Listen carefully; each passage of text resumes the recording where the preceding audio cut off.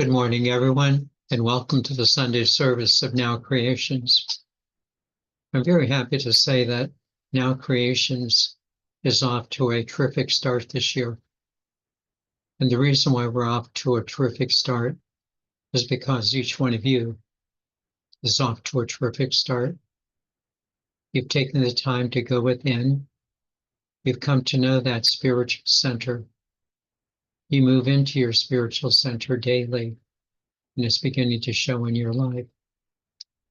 There is nothing more important than to know who you are, to know who you are as a conscious soul spirit, and to live accordingly.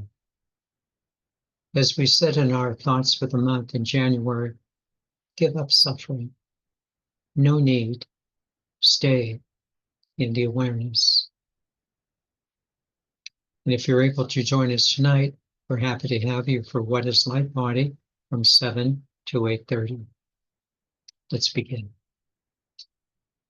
My dear friends, it continues to be a great joy to witness your spiritual growth, as I mentioned in the introduction, and especially to witness the joy that so many of you are bringing to so many others. In a nutshell, we are witnessing the power of your spiritual intelligence. You notice I said the word spiritual intelligence. It is precisely this spiritual intelligence and its awesome power that I want to address in today's teaching.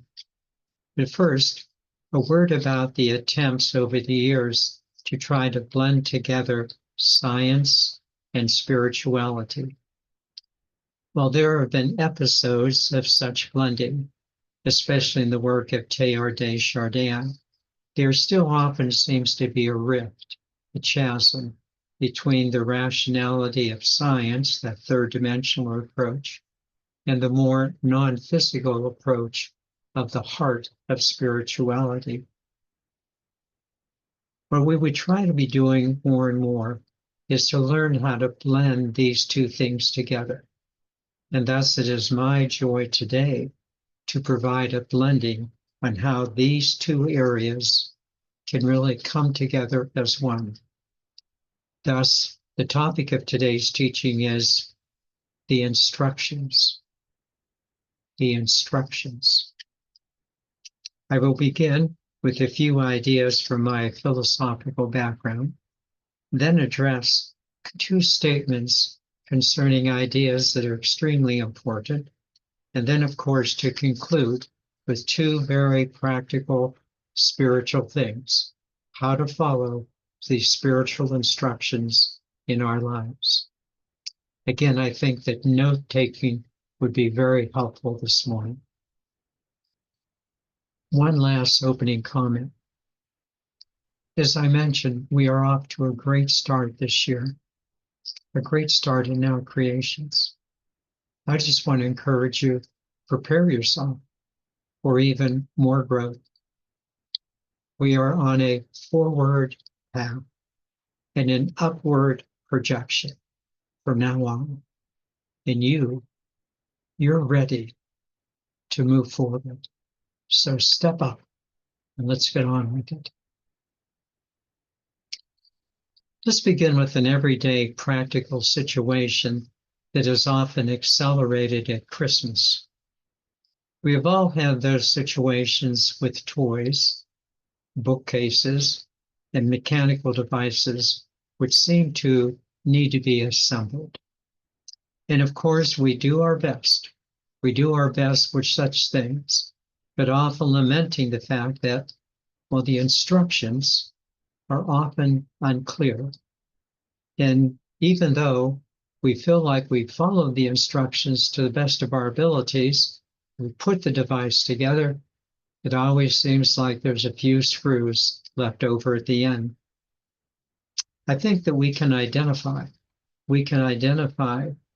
such views of life very much with the notion of our spirituality. Sometimes what we understand is that in spirituality, it just seems like the instructions are not clear enough.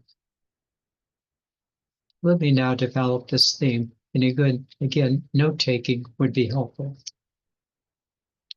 One of my favorite philosophers is a relatively recent philosopher by the name of Martin Heidegger. He was a wonderful philosopher who talked about the areas called existentialism. Existentialism simply deals with the human condition, just learning to deal with things in life. Particularly, there was a phrase that I read 55 years ago that just always stuck with me. The phrase that Martin Heidegger used was this phrase.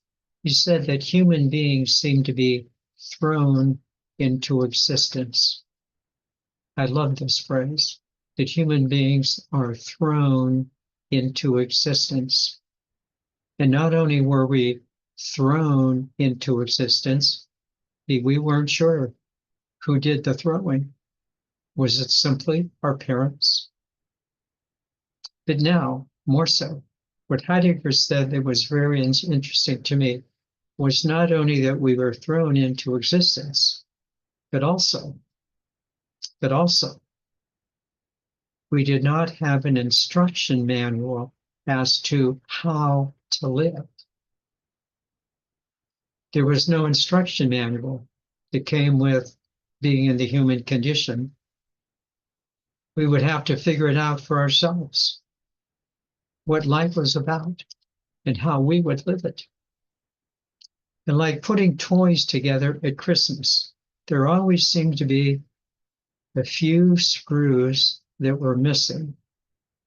We never seemed to quite get it right. It's as if the instructional manual was just not there for us, and we just didn't know how to live.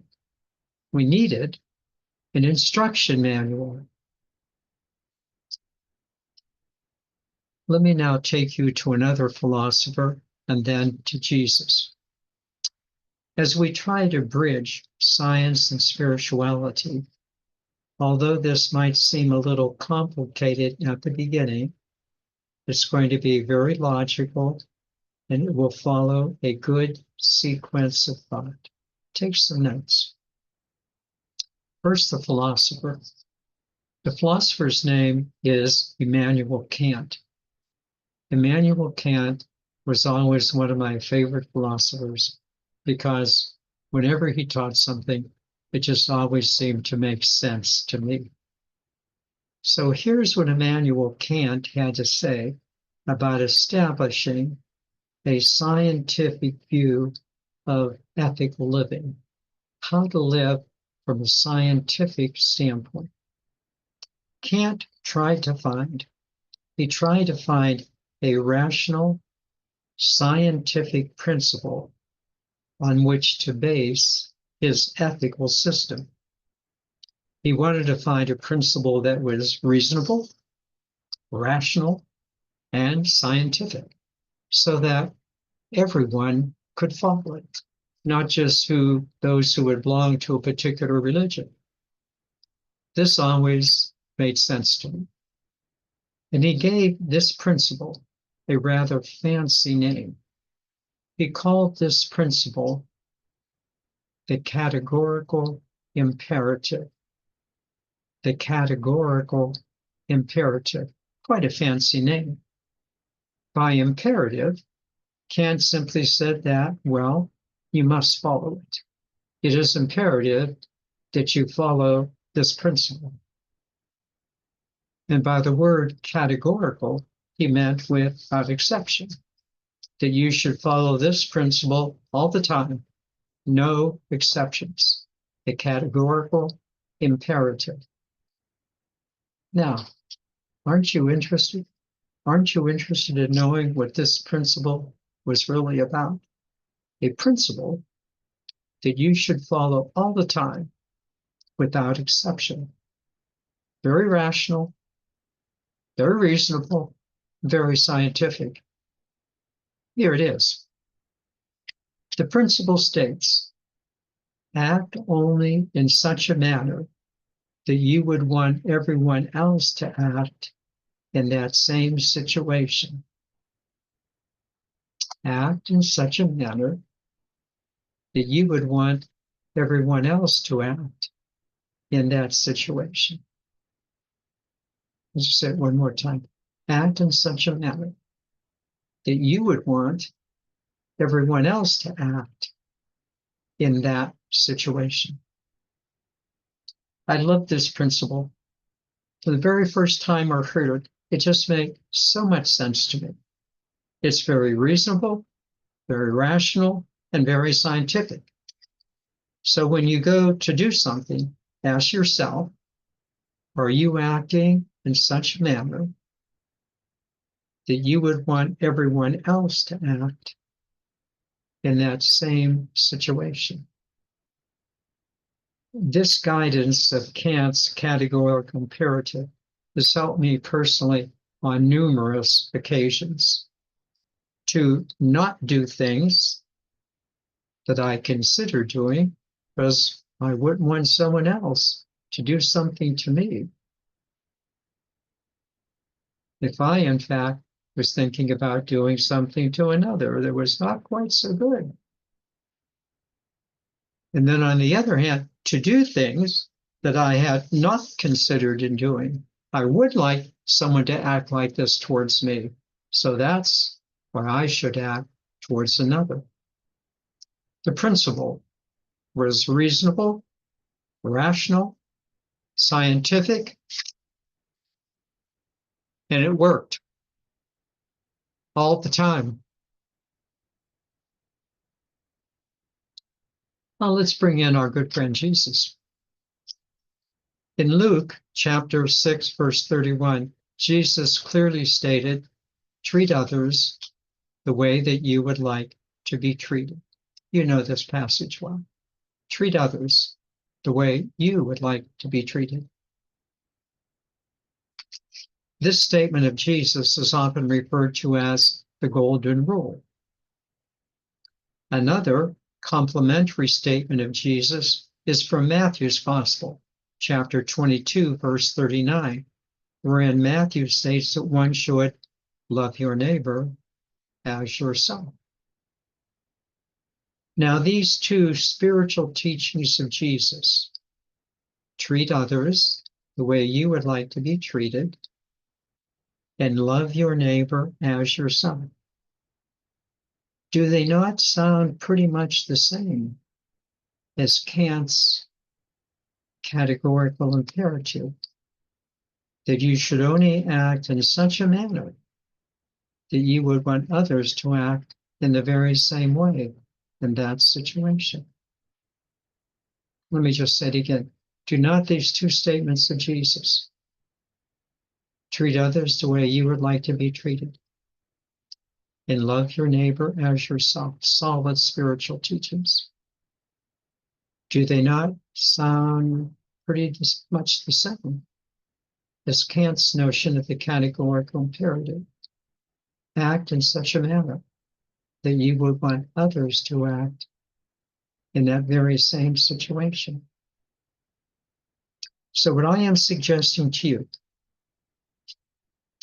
that this notion of an ethical system from a rational, reasonable, scientific way of proceeding that Immanuel Kant presented is exactly the same as the spiritual teachings of Jesus. Science, the rational, and spiritual, the feeling, have a very common base. It just boils down to how one approaches the subject. From a rational thought basis or from a spiritual feeling basis. How are you approaching it? Thought-wise or feeling-wise? Now we're cooking. Now we're cooking. We are now ready to formulate a principle that is our instructional guide in life. The how to live. The how to live as a rational human being with a spiritual center. Don't you want to know this? How to live as a rational human being with a spiritual center. Here is the statement.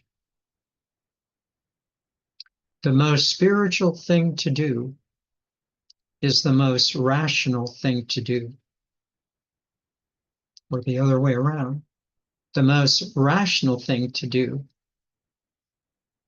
is the most spiritual thing to do. The most spiritual thing to do is the most rational thing to do.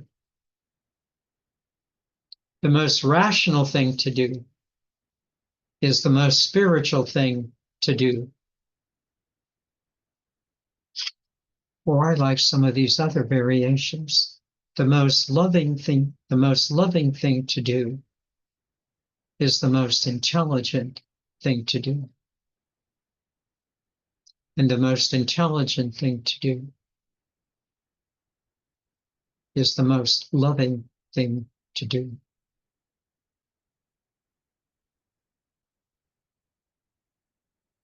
The most intelligent thing to do is the most loving thing to do.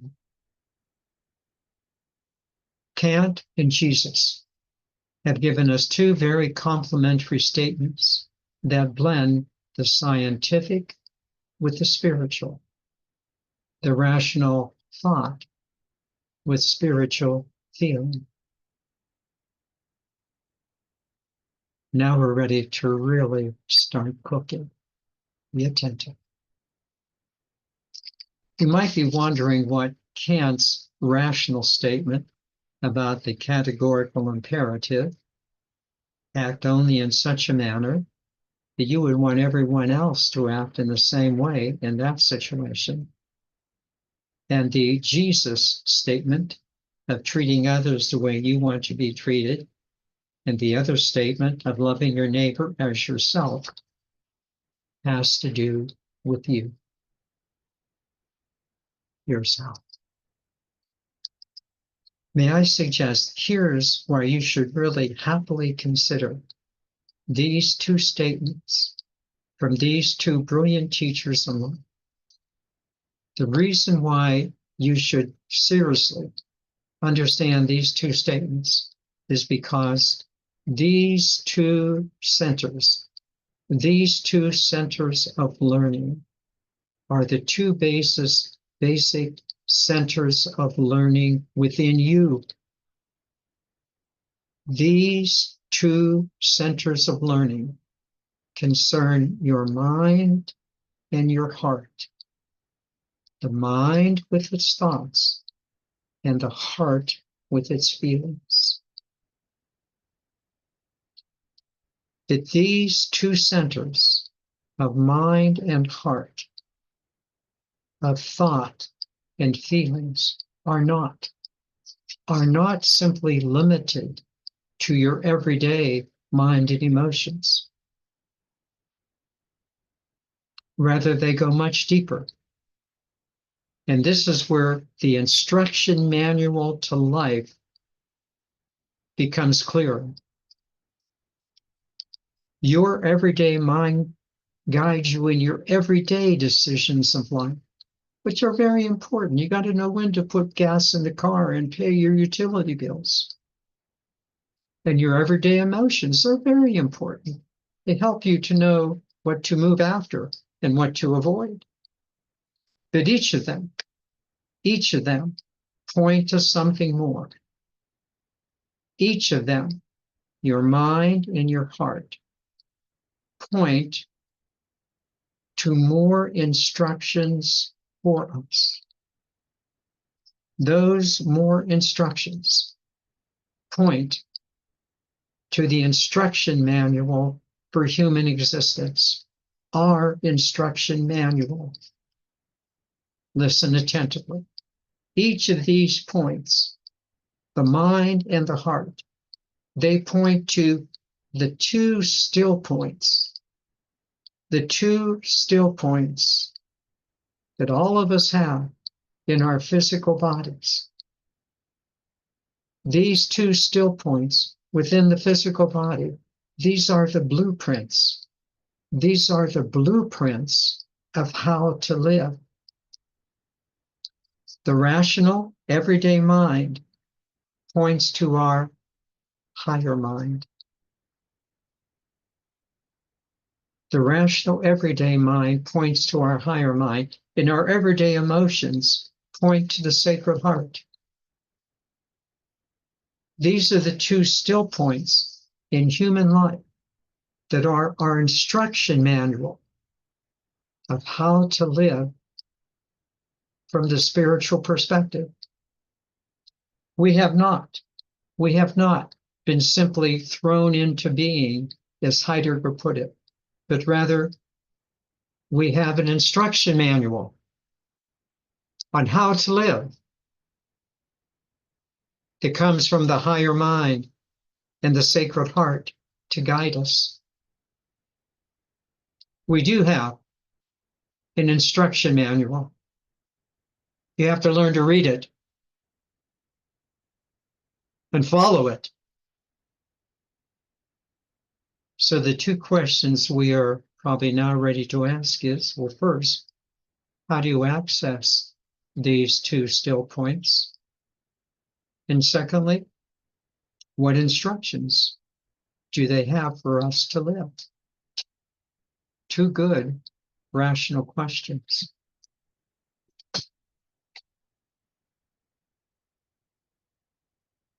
First, how do you access these two still points?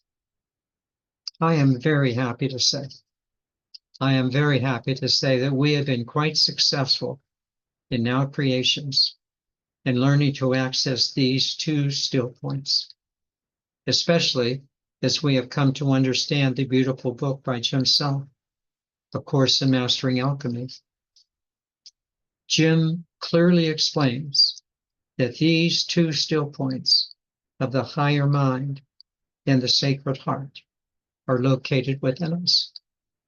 The higher mind is in the back part of the brain in your higher area, and the sacred heart is right over the thymus gland at the top of your sternum. These two still points are the places wherein the light of God, the mind of God, enter in to instruct the higher mind in the back of your head, in your sacred heart, over your thymus gland, in your sternum. It is the higher mind and the sacred heart that have the principles and values of the mind of God.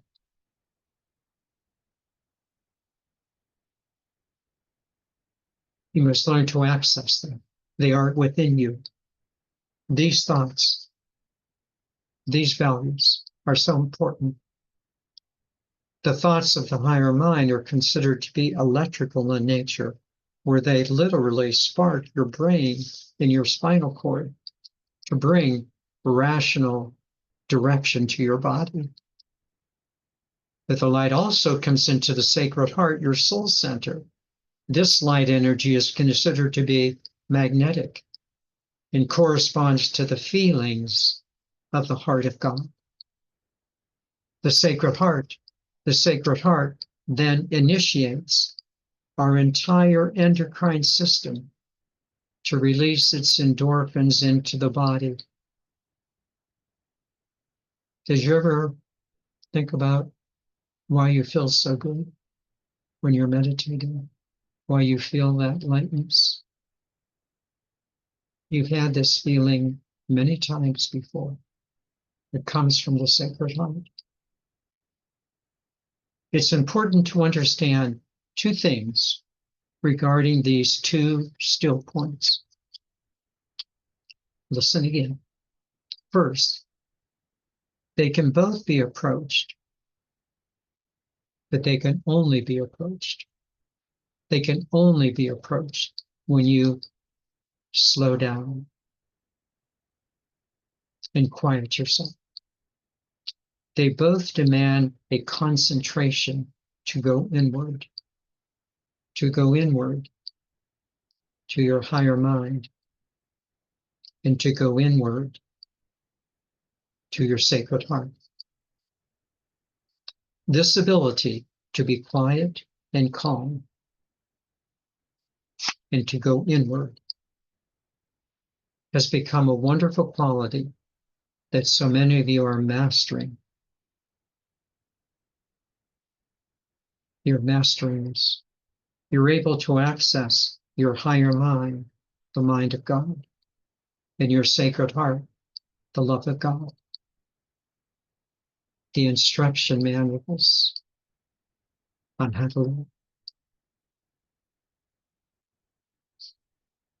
Secondly, these two areas of learning, the mind and the feelings, are so helpful because some people prefer one and others the other. Some people are more thought-oriented. They just like to think. They're curious. They like to ponder things, like to weigh things, like to chew on things. Thus, the higher mind appeals more to them. They want a very firm, rational, scientific basis for being a spiritual being. Others are more feeling in nature. They prefer the instruction manual of your sacred heart. Rather than having to think things out, which has never been their bailiwick, they simply feel things out. They're much more interested in what feels right to them than simply what the mind might suggest to them. But here's the point. Here's the point that is the core of today's teaching. This is the core. What is true in the higher mind is also true in the sacred heart. What is true in the sacred heart is also true in the higher mind. There are not two instruction manuals. There is only one truth. And you can approach it. You can approach it through the higher mind or the sacred heart. Whether you approach things rationally, as did Immanuel Kant, who wanted that rational scientific basis, you should act according to the categorical imperative, or the approach of Jesus. Treat others the way you'd like to be treated. There is just one instruction manual, two parts, one manual, your higher mind, your sacred heart.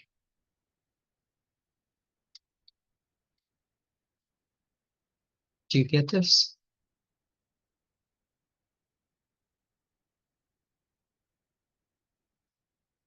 Okay, Vince, what's the instruction? What does the instruction manual say? Fair question. Here's the answer. Well, there are many ways to explain the instruction manual. It can easily be said to boil down to these three things. First, you are an eternal soul spirit. You're an actual extension of the God energy, wherever you may be. Right now, you're on the earth plane. Right now, you're in a body. And right now, you have the instruction manual of the higher mind and the sacred heart. You are an extension of God. Don't delude yourself. I think you're a limited human being. Secondly, you, as a conscious eternal soul spirit, have never left your source. Right here, right now, you are the conscious presence of God in human form. You and God are one energy. You know one of our favorite mantras, Thou is me is thee. We are one, thou and me. And thirdly, all of creation, and especially right here, right now, all other human beings are participants in the oneness. They are participants in the oneness. They are the participants in your oneness. In a nutshell, you and everyone and everything participate in the oneness of God. That's the instruction.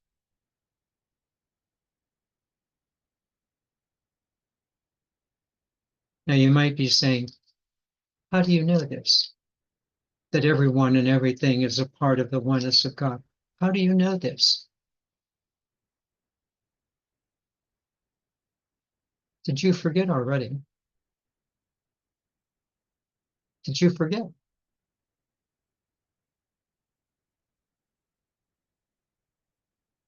I read the instruction manual. That's how I knew. I read the instruction manual of the higher mind and the sacred heart. You know this one truth. You know this one truth because it came with your instruction manual in the higher mind, in the sacred heart. It comes with the instruction manual of your higher mind and your sacred heart. Read the instruction manual.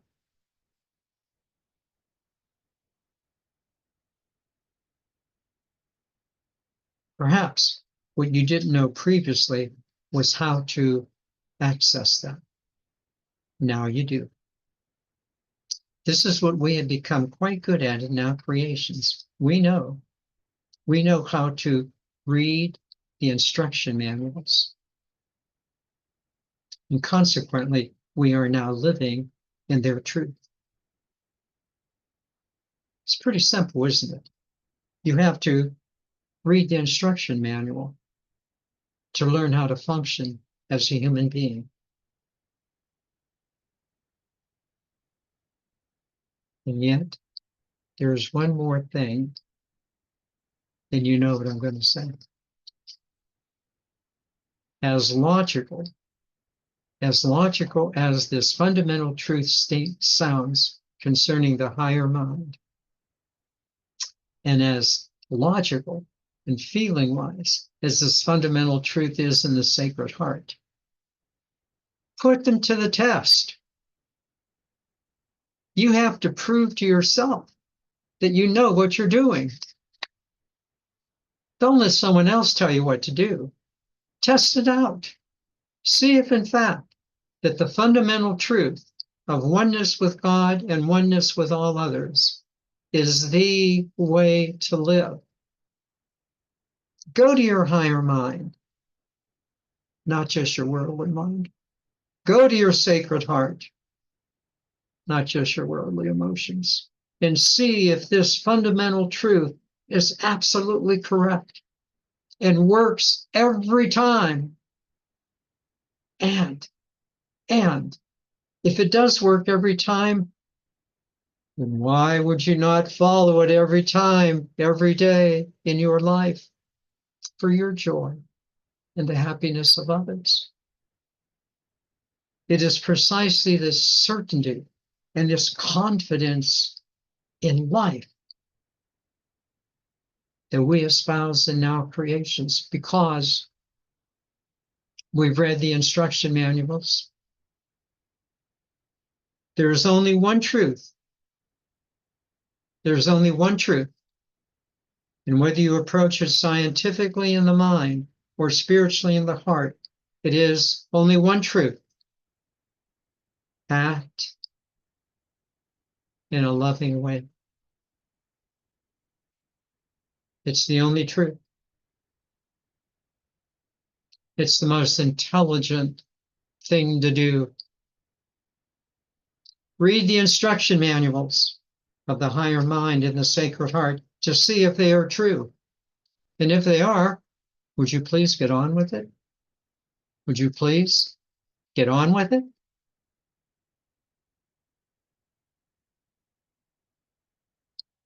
In conclusion, we often, in a sense, kind of make life more complex than it sometimes is.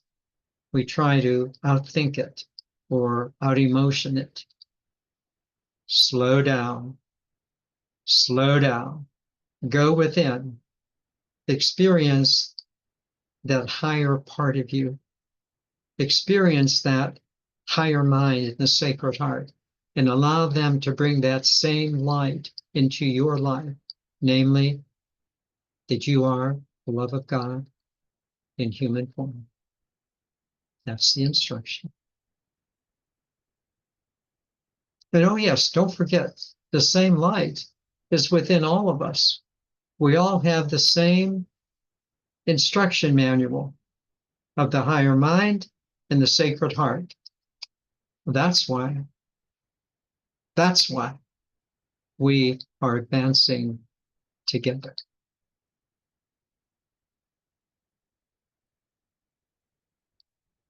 Let me now take you into meditation, and what a joy it is to do so.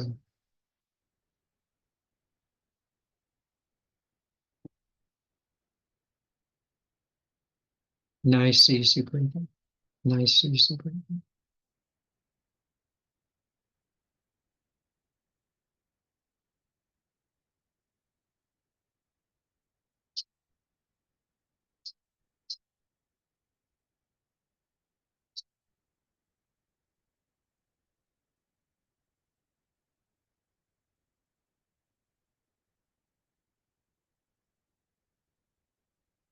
Would you please get on with it?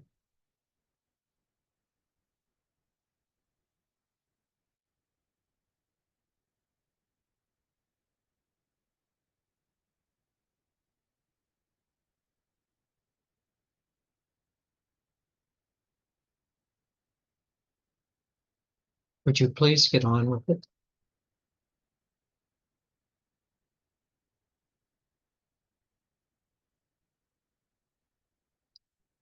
How long do you want to continue to act as though you don't know what you're doing?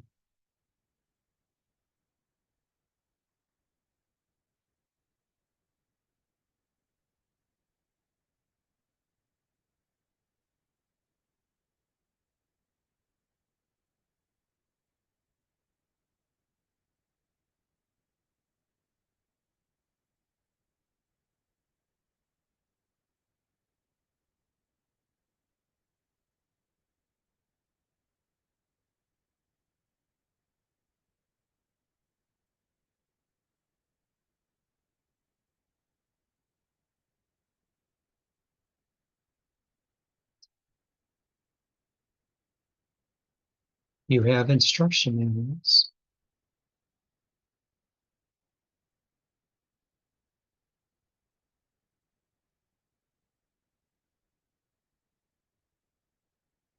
Inside of you.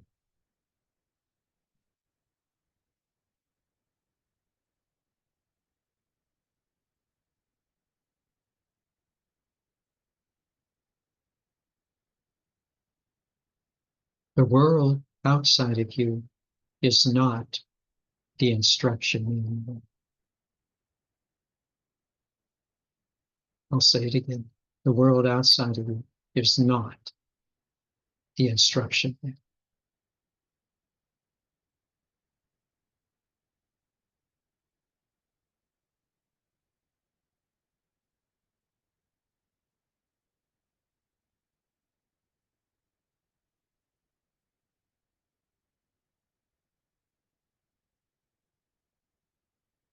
So why would you continue to act as though it is?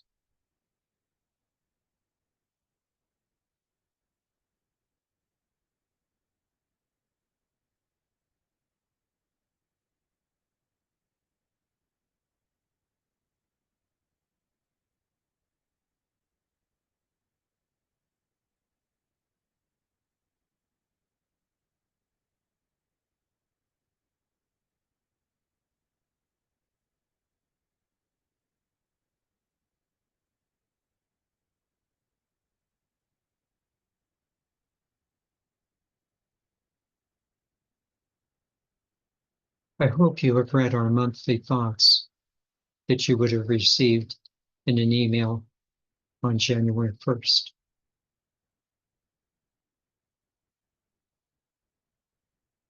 The monthly thought is basically on, I'm going to give up suffering in the new year. So much of our suffering is self-imposed because we have not read the instruction manual from within.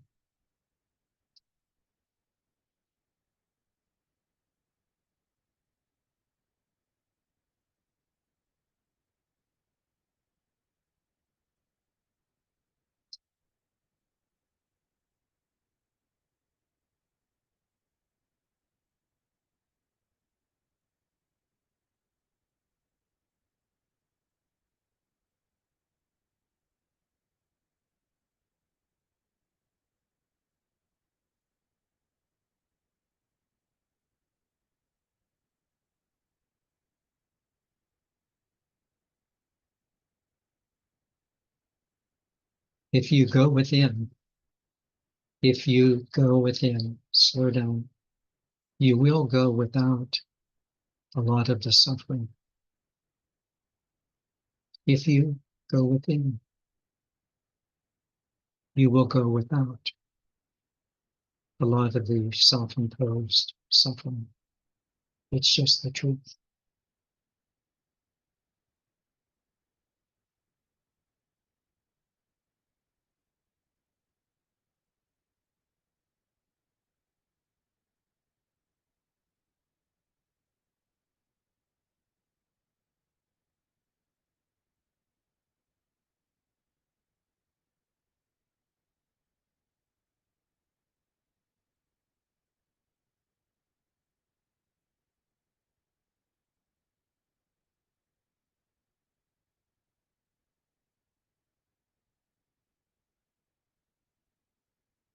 Immanuel Kant had a lot to say in that categorical paradigm. Act in such a way that you would want everyone else to act that way in the same situation.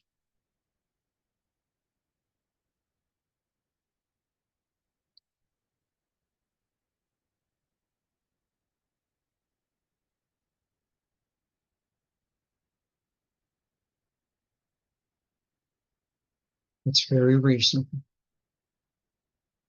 very rational.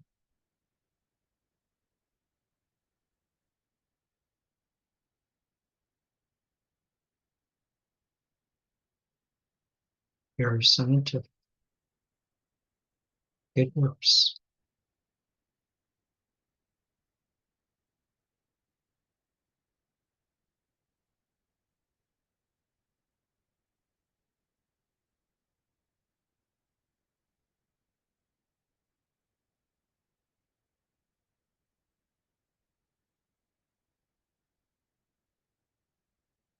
Think about that the next time you go to do something, especially if you're having a hard time making a decision. Would you act in such a way that you would then want everyone else to act in that situation? That has helped me on many occasions.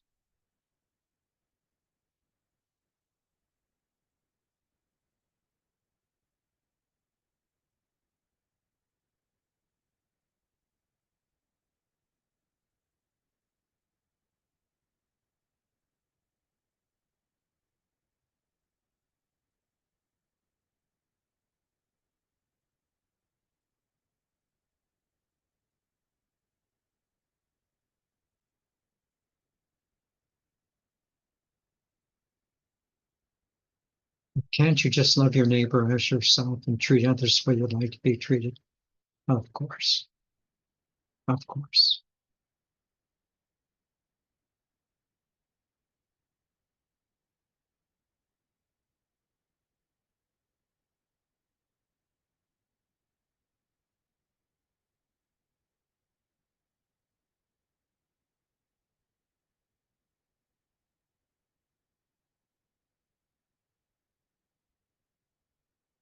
You have 2 still points.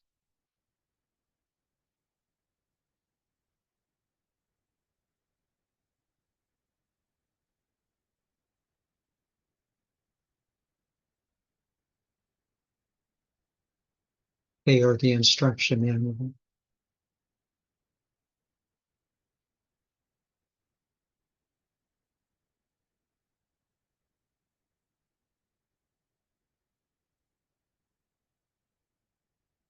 And they're right in you.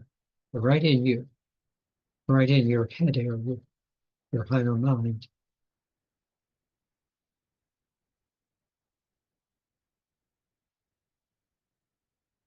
They're in your sacred heart, right above your sternum. They're right in you.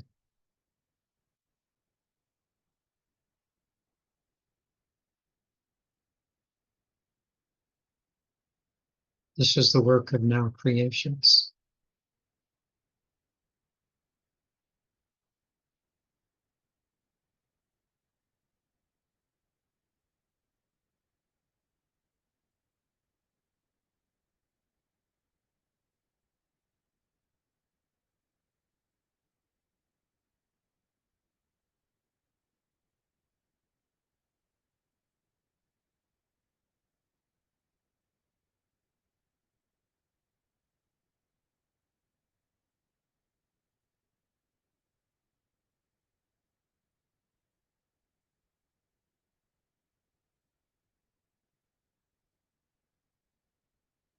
We will never tell you what to do,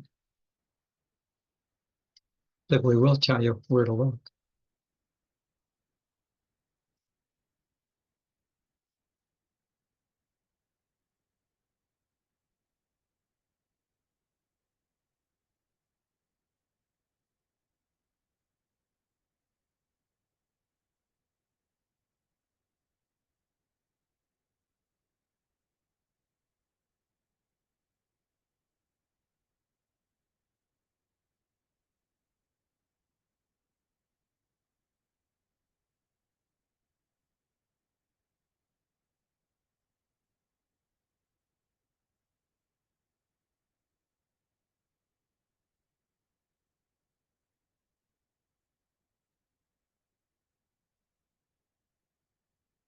We're off to a great start this year in now creations, because we're doing precisely this. We are going within. We know how to read the manuals. Our lives are expressing this. And what joy they bring to us and through us to others.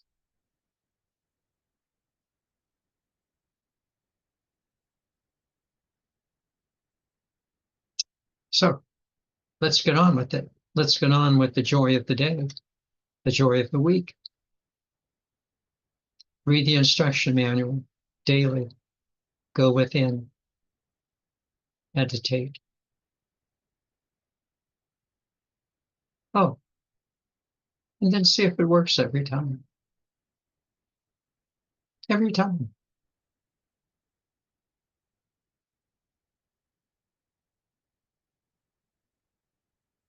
And with that, let me invite you to gently return back to your breath. Nice, easy breathing.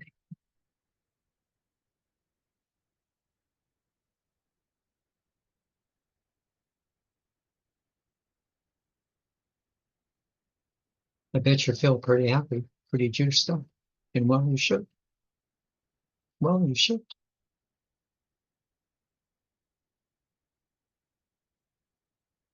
And you joyfully express it throughout the day.